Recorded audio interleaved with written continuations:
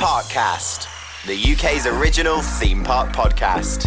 Welcome back to Parkcast, Park fans. As you know by now, we are a podcast for theme park fans. If you love all things theme parks, especially in the UK, we are the podcast for you. We're here every week chatting about what's going on and speaking to some really interesting guests as well, of which we have one this week. I'm Bex, this is Kev. Hi everyone. And Kip Hakes is with us as well. Hello. Who is beside himself with excitement. I've literally never seen you this excited. You're usually a very poker-faced man. Yeah. But I can't blame you. Today we are, of course, delighted to be welcoming back to Parkcast John Wardley. Thank you very much for inviting me. Oh, you're always welcome here. You always have a home here. Of course, John Wardley is a legend of UK theme parks. We had him on the podcast last year when we were chatting about Nemesis and Nemesis Reborn and everything that had been going on there. And of course, his new book, which was coming out. And now he's back in 2025 because we've got another major milestone to celebrate. That is, of course, one of the UK's most iconic roller coasters, Vampire, celebrating its 35th anniversary. I bet you never thought you'd see this day, did you, John? Well, no, it never occurred to me then. I had other things to worry about, actually, than like, what do we do next? Is that the way it always goes with your projects? You kind of finish one and you're like, right, what next? Well, obviously, you want to savor what you've done. You want to watch and see how people are reacting to it. And that then leads you to think about where do we go from here? And of course, the Vampire then really did cement not just Chessington World of Adventures, but the idea that the Tussauds group who owned it, who was owned by Pearson, decided that there was serious money to be made out of theme parks. And it was a case of, what do we do now? So yes, the work didn't stop once we'd done the Vampire by any means.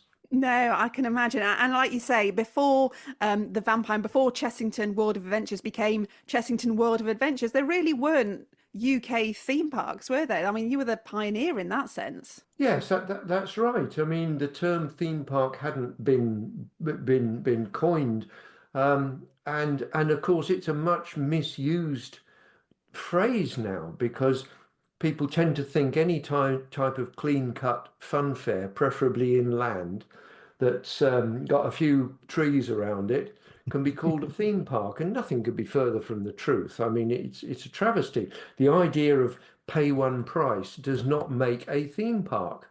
There's an awful lot more to it than that. What, in your words, would you say does make a theme park? Well, a theme park has got to tell a story and take a theme and elaborate on that story using all sorts of media. It doesn't have to be just rides. It can be shows. It can be just a very exciting and immersive environment.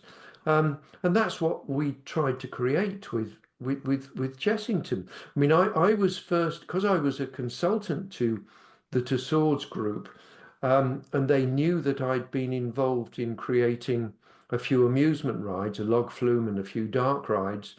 They asked me if I'd go to Chessington Zoo with a view to sorting out the fun fair and the circus. And those were their very words. Would you go to Chessington, sort out the fun fair and the circus?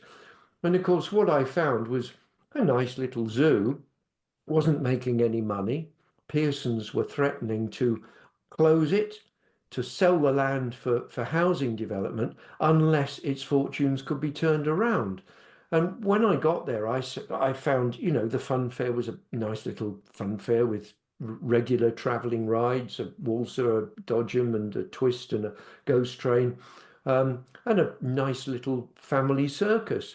But I thought sorting it out and replacing the rides with slightly better rides and replacing the circus with a slightly bigger, more spectacular circus was not going to really cut the mustard. It was not going to transform Chessington Zoo into a profitable attraction. And as I say, we had this cloud hanging over our heads from Pearson, who owned Madame Tussauds, saying either sort it out or we sell it. And what's more, not sell it as a going concern, sell it as a piece of land for development. Wow. So I came back, and first I wrote a letter to the then director of Madame Tussauds, Graham Jackson, who'd asked me to go to Chessington. And I wrote him a letter saying that I really didn't think that the answer to Chessington's problems was just sorting out the funfair and the circus. And he wrote a nice letter back thanking me for going, but basically saying, "Don't call us, we'll call you." And that was the end of the matter. And then about a year later, I got a phone call from a guy called Ray Barrett, and Ray said, "You won't know me, but I've taken over the role from my predecessor, and I'm now responsible for the non-wax attractions of Madame Tussauds. In other words, Chessington Zoo, Wookey Hole Caves, Warwick Castle, etc., etc." And reading between the lines in your letter, you say that you don't think the answer to Chessington's problems is just sorting out the funfair, but I sense that you do have an idea. Would you like to talk? And I said, you bet I would. So I came up with a scheme to integrate innovative but regular ride hardware um, that were heavily themed and integrate that with the animals. And I came up with a sort of master plan. And they said, "Well, would I throw some numbers at it as far as costing?" Which I did. And lo and behold, they turned round because I never thought for a month of Sundays that they'd do it. And they turned around and said, "Yes, do it." Wow, that is amazing. Which was pretty scary. Really. And what's right. more, they said, "Do it and don't hang about. We need to start making money." So Ray, who was a brilliant team leader, pulled together a team of us, of which I was the sort of creative lead, and then Andy Nichols was the landscape architect. John Collins was the sort of commercial guy who worked out the operations and so on. And well, the project came about, and 2 years later, in 1987, we opened the first phase, and it was a huge success. I mean, literally overnight, Chessington started to make serious money. It was popular, but people were saying, "It's great, we love it, but we want a big roller coaster." And although we'd put the Mack Runaway train in, I thought, well, we're going to have to put something bigger and more exciting and more exhilarating. And what on earth do we do? And I heard that Aerodynamics in the States had put a swing coaster into one of the bush parks at Williamsburg. And I thought, this is different. This is a coaster that hangs beneath the track, that can swing freely from side to side, doesn't require a huge amount of height, and it potentially could be themed in a way that a regular roller coaster within the Chessington environment would be very difficult to theme. So that's how the Vampire came about. Had you actually ridden it, or had you just seen photos of it? Was it just something that you thought that looks like it'll be a lot of fun? Yes, I hadn't ridden it. I'd seen lots of photos of it. I'd spoken to Arrow about it. And I thought, well, you have a sense of flight, whereas a regular coaster, you're not aware of what's beneath you. You're sure you were very aware that you're very high up and that what's either side of you, but you're not aware what's beneath you, and there are this sensation of flying through an environment as opposed to over the top of an environment. And I thought, well, this feeling of flight, well, how could we theme it? Birds, yes, we could theme it on birds. But then I thought, bats, yes, vampire bats, Transylvania. And that's how the whole thing gelled. I always loved that Transylvania area was really great. What you had on one side, you had vampire, which was kind of your, scary, spooky theme. And on the other side, you had that kind of fun quirkiness with the Bubbleworks, and it worked really well, that whole area. Did you always have that in mind with doing Bubbleworks and the vampire together, or did one come before the other? Oh, no, it all gelled together. But basically, we knew that Chessington had to appeal to families. It was a family park. The vampire ride had to be sufficiently exhilarating so as to thrill those that wanted thrills, the thrill seekers, but at the same time not too scary that families couldn't enjoy it, but just kind of push them a little way. And that's where the spookiness and the gothic sort of vampire stuff came through. But it was very, very obvious that we needed another attraction within the area that was compatible with that theme for families. And I wanted it to be fun and happy and colourful. Well, with the Transylvania theme, I thought that it sort of had a fairly Germanic kind of Bavarian theme. I mean, I know that Transylvania isn't Germany or Bavaria, but let's face it, we're theme parks, damn it. So we don't need to be purist. Yeah. And I thought, well, every Bavarian town has got its Hofbrauhaus, brewing beer, and it's all umpar bands and it's colourful and musical. Well, obviously, with a family theme, we can't be brewing beer. We could be brewing fizzy pop. And that's where the idea of the Bubbleworks came about. And I had a wonderful, wonderful brainstorming session with a guy called Andrew Offaler, who was who'd done a lot of cartoon work. Actually, for Disney, although the company was based in Cardiff in Britain, they actually were a sweatshop for a lot of American cartoons. But he was a genius when it came to encapsulating wacky jokes with the sort of visual cartoons. And I said to him, right, imagine that we are now going through a factory that makes fizzy pop. What sort of gags? How do you make fizzy pop? And he said, well, let's say that to make laughing gas, you get a gas cylinder and you tickle it with a feather and you make the cylinder laugh and you get laughing gas. How do you make orange squash? Well, you go to an orange squash court where the oranges are playing squash. All these kind of wacky, and we came up with fart gags and all that sort of stuff. And we then sat down with Keith Sparks and his team, and I mean, we just never stopped laughing. It was crazy. And we wrote the storyboard for the Bubbleworks. We designed it over the top of the Vampire Station. People don't realise, but above you, when you're in the Vampire Station, are thousands of tons of water. The Bubbleworks is above. And then we wanted a spectacular ending that was sort of squishy and watery and colourful. And that's where I thought, fountains, let's get fountains going over the top of people, and it's all juicy and squidgy and wet and colourful and so on. And the whole thing was an amazingly happy project, which worked hand in hand. And I think it was for about 5 years, the National Amusement Park Historical Association in America, who were considered to be the authority on theme park heritage, used to vote the Bubbleworks ride as the third best dark ride in the world. Wow. Number one for years and years and years was Knoebels Grove's Haunted Mansion. Number two was Disney's original Pirates of the Caribbean in Disneyland. And number three was the Bubbleworks at Chessington World of Adventures. So that was a great honour. Yeah, that must have been amazing for you to be held up amongst those attractions. I want to come back to the Bubbleworks in a bit, but I just want to take it back to the vampire. And obviously, we'd been designing the area. You had this idea for Transylvania. When you presented that to the powers that be at Chessington at the time, did they instantly love that theme, or were they a bit like, are you sure it's not a bit too dark?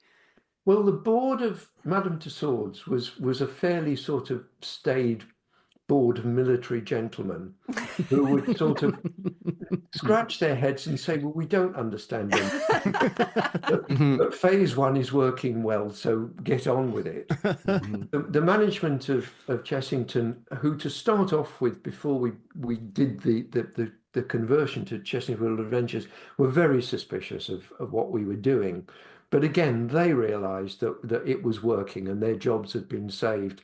And so we were able to present the proposals for Transylvania to them in a fairly fairly graphic way. Um, Sparks built the most enormous model of the Bubbleworks. They also did a model of the vampire station, and Arrow gave us video footage of the big bad wolf in Bush Gardens. So that made everybody realize that what we were doing was going to hang together. They said, "Well, what can we add as another feature?" And that's when we did the Black Forest Chateau, which was the catering outlet. And again, we said, let's do something different. And for those people that remember the original Black Forest Chateau, every 15 minutes, there was a huge stage there. The curtains would open, and Marcel, the organist, would. It was incredibly camp, It was. thing. But Marcel would play on his mighty Wurlitzer, and the scenery would sway backwards and forwards, and things would fly in and out, and it was the most glorious thing. It was very sad when they decided they wanted a bit more space for tables and things, and remove the whole thing. But those three features, the Bubbleworks, the Vampire, and the Black Forest Chateau, gelled extremely well into the Transylvania area. I mean, the theming around the queue, John, there is, because you had the organist as well, and this is a very nerdy question, so I apologize because it's a very nerdy question.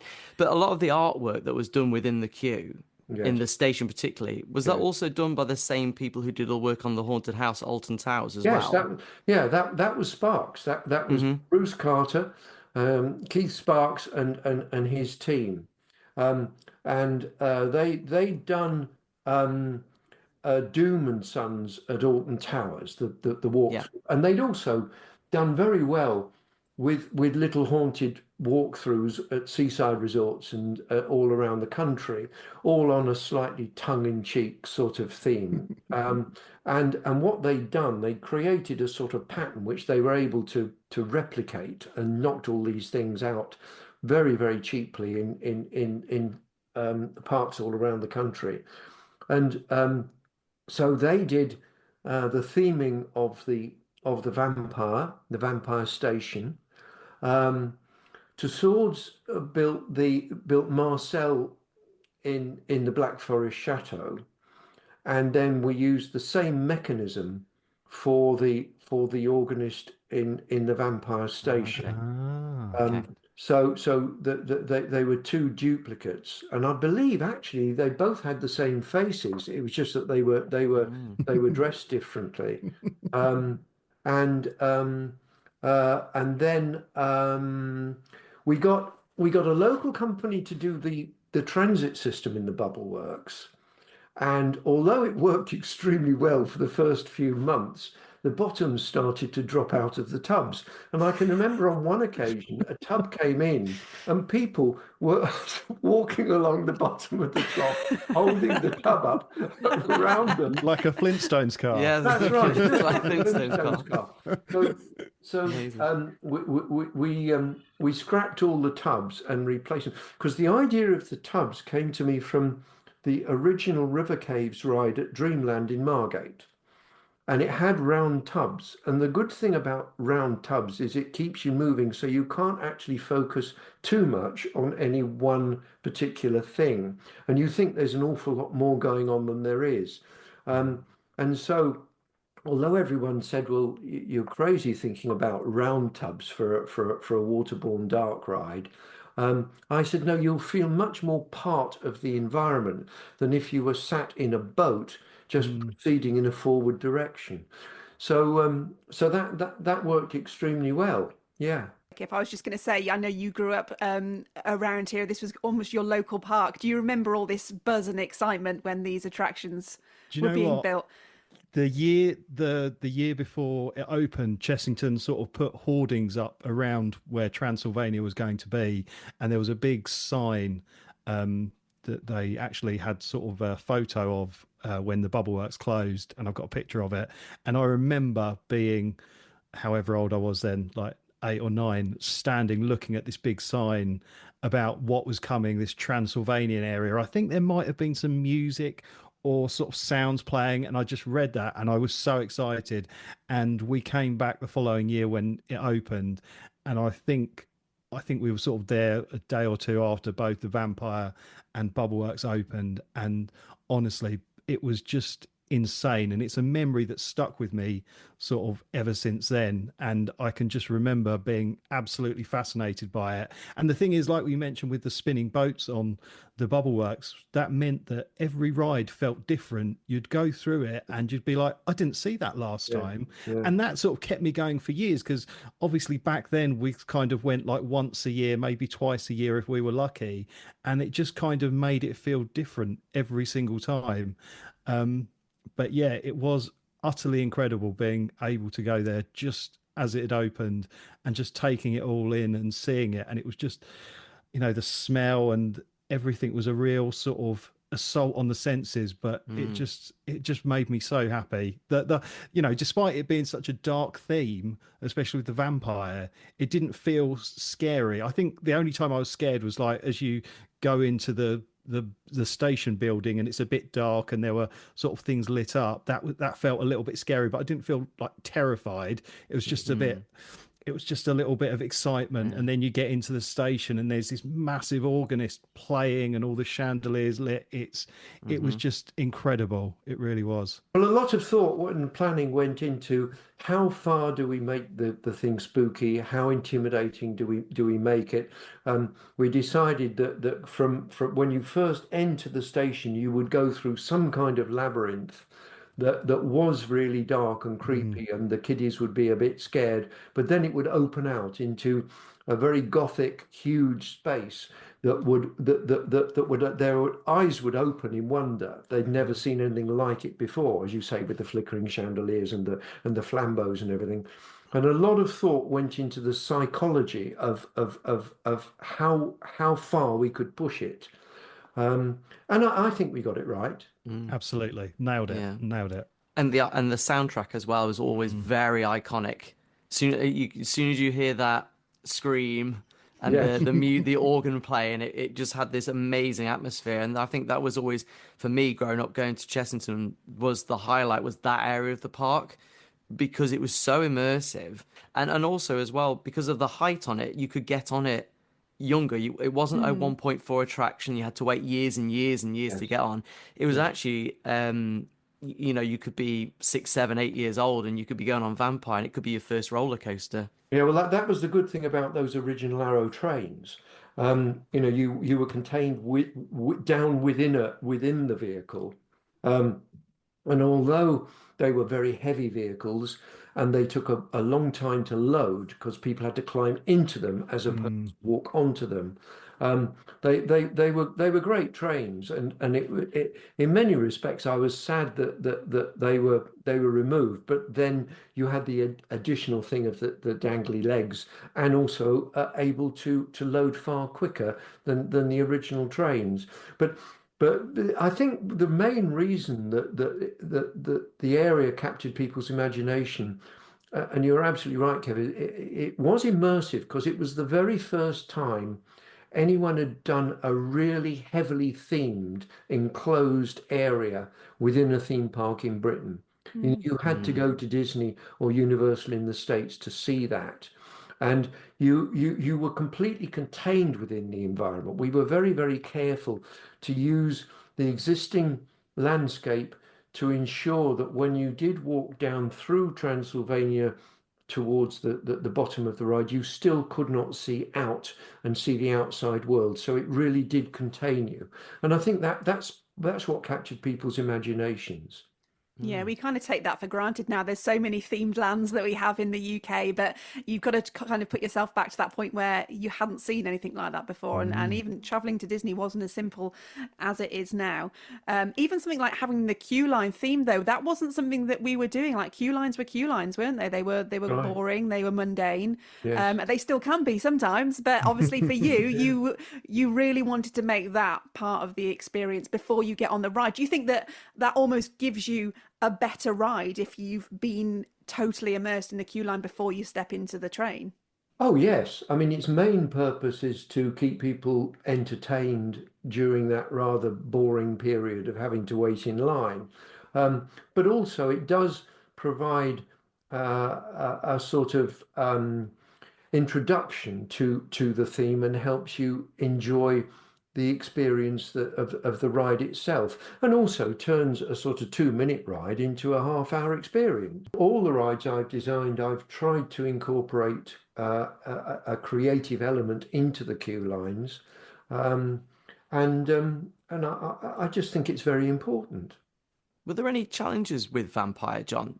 So, like I know at Alton Towers, you had the tree height, don't you? You Yes. can't build above tree height. It was decided that the thing should not be seen from outside the park, which when you're designing a roller coaster is an absolute pain in the backside. You seem to come That's it with UK a lot. parks. Yeah. It happens with UK parks, not it? Yeah, and then as far as noise, we had to provide reassurance that the thing wouldn't be too noisy. I mean, I think at the time, I don't think we'd sold the land to Whitbread to build the monkey puzzle, so that wasn't there. But there were a couple of bungalows, I think, on that site before the monkey puzzle was built, and we had to reassure the people that lived in those bungalows that we wouldn't be making their life a misery. There were lots of restrictions, and of course money. We didn't have a bottomless budget. We had to really make every penny work. So were there any sort of things that you wanted to include in the Vampire, and I guess maybe the Bubbleworks, but you just couldn't due to the budget or the sort of the location of it? No, I can honestly say that was one project, or that was a cluster of projects that we did absolutely everything that we wanted to. It meant that we had to be very clever with the money and how we spent it, and the companies we went to. But looking back, there was absolutely nothing that we weren't able to do that was in the original concept. Wow. Do you still remember your first ride on it? On the Vampire, Yeah. well, that really is overshadowed by the story of the first run, and I think it's gone down in history now, and I think in one of my books I talk about it. But basically, we decided that when we actually sent the thing round the track for the first time, we didn't want the world of it and his wife watching. You know, we wanted to do it without too many people standing looking at it, hoping that the thing would not work or work. So I arranged with the 3 Arrow commissioning engineers and Robin Dunham from Chessington that we would put it out that we were going to be running it at midday the following day, whereas in fact we'd arranged to run it secretly at midnight that night. Wow.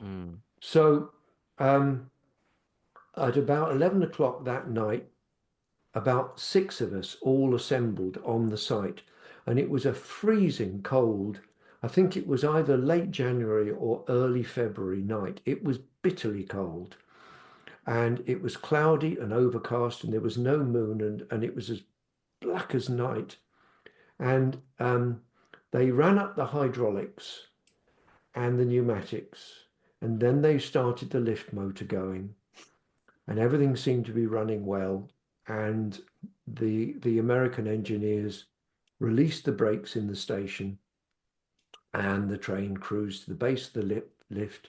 And up it went, click, click, click, click, click, all the way up to the top.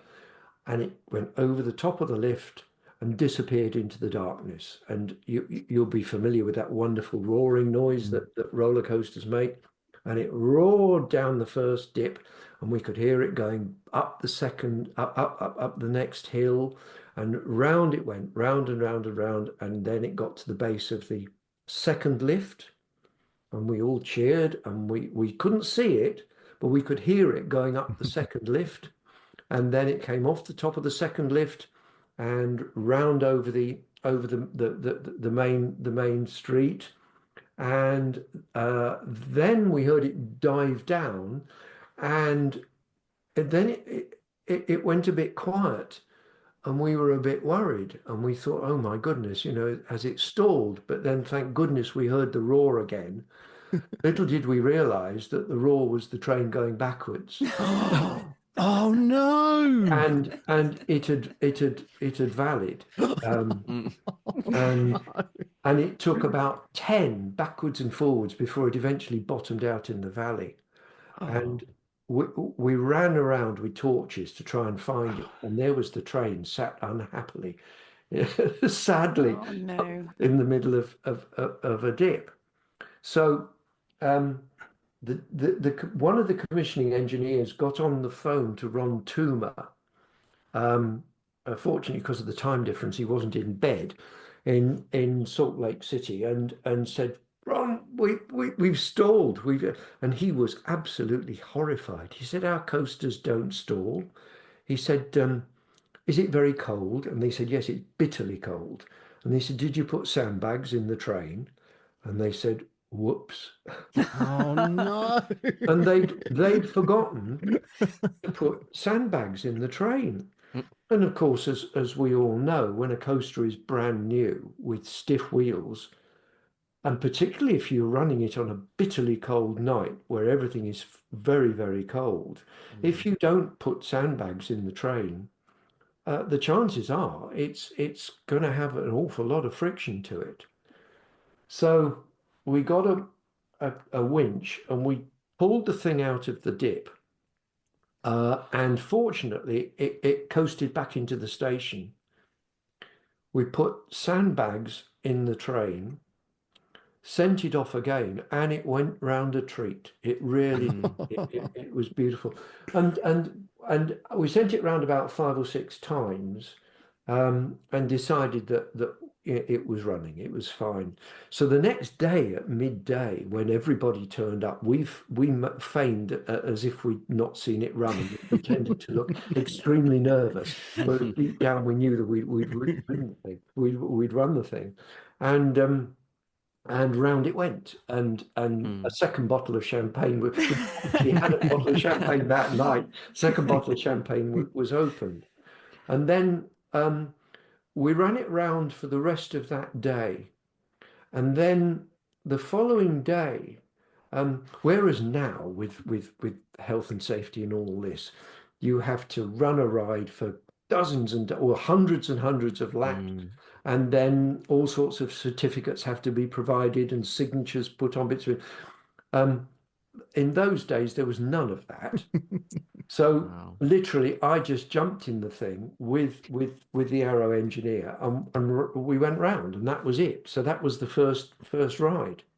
And did Oh you know man! how it was going to feel, John? I remember when you said about Nemesis, you kind of had an idea of what it was going to be like. Did you have a similar thing for Vampire? Did you kind of feel what it was going to be like going round? No, not really. I mean, you see nowadays with things like sort of no limits, you can be simulating your ride as as you create it, and you can ride the thing, and you know exactly what. But with a swing coaster, even with no limits, you can't really accurately predict the way the thing is going to swing, the pendulum effect, and so I had a good idea that it was going to be thrilling and exciting, um, but I didn't really have a preconception as to exactly the sensation and the motion that the cars would make. Um, so it was a very pleasant surprise. It's always good to be a pleasant surprise rather than a bad one. Yeah. And here we are 35 years on, and it's still running beautifully, and it must make you so happy to see people still enjoying it. You're probably on your third generation now of riders who get to enjoy it. Oh, yes. I mean, people say, we rode it as a kid, and then we rode it with our children, and now we're riding it with our grandchildren. Yeah. And people have very happy memories of the original Bubbleworks. I mean, I was mortified when the money men came along and said, we've got a company within our portfolio that makes shampoo and soap and things, Oh, Cussons Imperial Leather. So we Yeah. can strip out all the stuff and retheme the Bubbleworks on soap bubbles. And I thought, they've lost the plot. There's yeah. nothing funny about soap bubbles. All those Yes. wonderful gags that we created. How do you make cream soda? You get a cow and you squash it, and out comes cream soda. All those gags disappeared. And I wept when I actually saw what they'd done to the original Bubbleworks. Oh no. Fortunately, now the Gruffalo, I've not ridden it, and I'm going to ride it on Friday. Oh, I'm really exciting. looking forward to it amazing. because what I have seen absolutely thrills me. So at long last, that ride has been reinvented back to the happy, colourful family attraction that it should be. And they kept the fountains as well. Oh, That have was the they? thing. Right. Well, I've Yeah, got to see all that that. was Yeah, that was not the thing all for of me. not all of them. Don't but spoil some it of for them. Sorry, him. sorry. Spoiler alert. Sorry, John.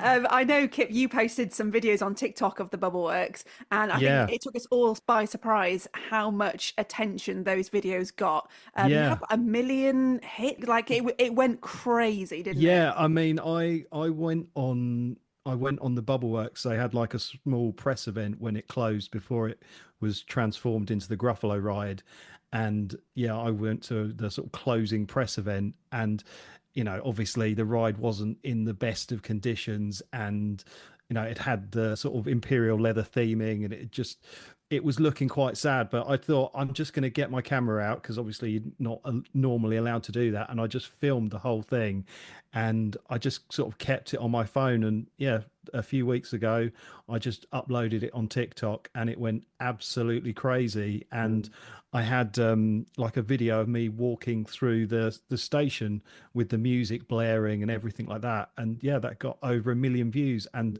everyone remembers it so fondly. I had so many comments going, "Oh my God, I remember the smell, I remember the music."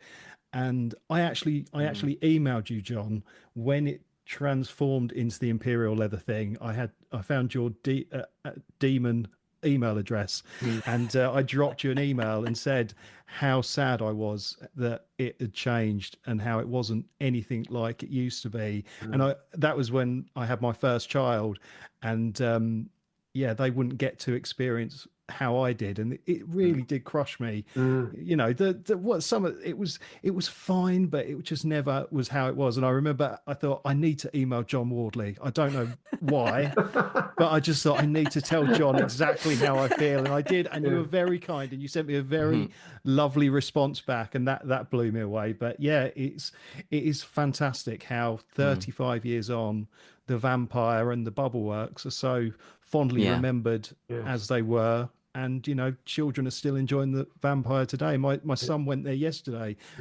with his friends, and he said, I want to go on the Vampire. That's the only thing I'm really worried about, going on the Vampire. And he got to go on it. He loves the ride, and it's just so exciting for me as a sort of theme park enthusiast to sort of be able to share the joy that I had when I was that age with him. It's just fantastic.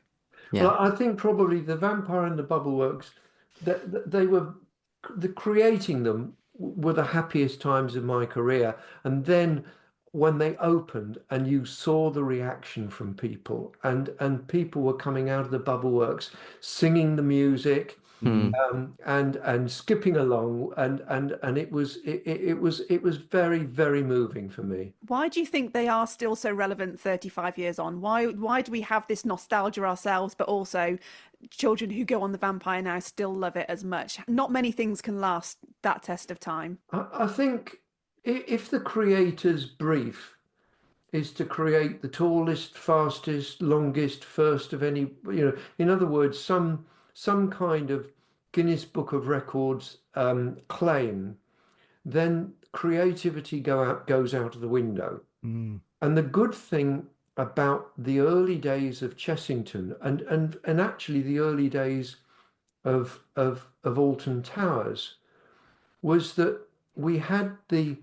creative space to be able to do something, to write the rule book, but without the pressures of creating a world's first or the highest or the fastest or whatever. But as time goes on, in a competitive market and within a financial climate as we're in today, the briefs change. So it was wonderful, those early days at Chessington and at Alton, and I really was a very fortunate person to be there in at that time, to be able to have the freedom to do it in the way that we did. I must admit it was an amazing time throughout the late 80s and early 90s, in what we did. I think we've said on the podcast before, as enthusiasts, we always love original IPs because we love to see what the creators come up with and what can be come up with when you're given a free rein. And obviously, a mind like yours had so many ideas which took you in so many different directions. I think we as theme park fans, we don't want to lose the next you, and we want to see who's going to come up with the next John Wardley-esque ideas. And Well, I mean, John Burton is really a chip off the old block in terms of his thinking.